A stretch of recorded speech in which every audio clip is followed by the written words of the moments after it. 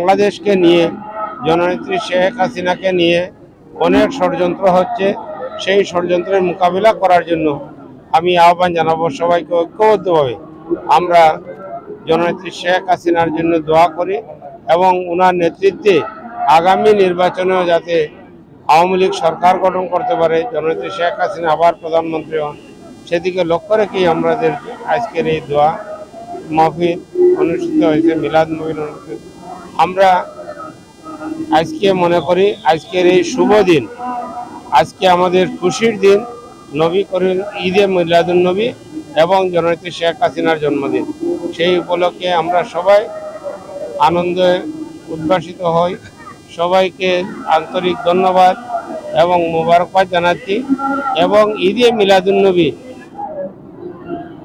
কে সরকারিভাবে পালনের জন্য সরকার যে নির্দেশ দিয়েছে, আজকে রাষ্ট্রীয়ভাবে ঈদে মিলাদুন্নবী পালন করা হয়, সরকারিভাবে পালন করা হয়।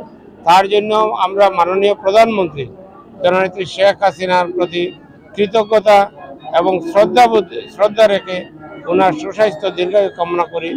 এবং জাতির জনক বঙ্গবন্ধুর কারণে বাংলাদেশে ইসলাম ধর্ম প্রতিষ্ঠার জন্য অনেক কিছু করা হয়েছে, মদ জুয়া গাঞ্জা নিষিদ্ধ করা হয়েছে।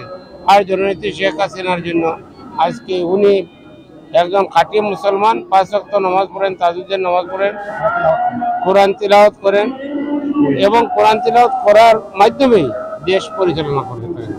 যে কারণে আজকে বাংলাদেশ আজকে সুখী সমৃদ্ধিশালী বাংলাদেশ। আমার বিশ্বাস আগামীতে জাতীয় সংসদ নির্বাচন, সেই সংসদ নির্বাচনে জনগণ আওয়ামী লীগকে ভোট দিয়ে আবারও একটানা চতুর্থবারের মতো বাংলাদেশের প্রধানমন্ত্রী হিসাবে জননেত্রী শেখ হাসিনাকে আমরা দেখতে পাবো, সে আশা ব্যক্ত করছি।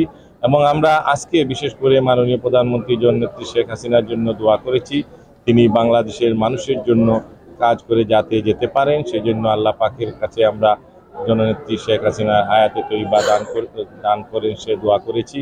এবং আল্লাহ পাক রব্বুল আলামিন যেন তাকে সুস্থতায় রাখেন সেভাবে, সেই জন্য আমরা দোয়া করেছি। আমরা জেলা এবং মহানগরও আমরা সেভাবে মহানগর আওয়ামী লীগ তাদের কর্মসূচি নিয়েছে। আমরা জেলা আওয়ামী লীগের পক্ষ থেকে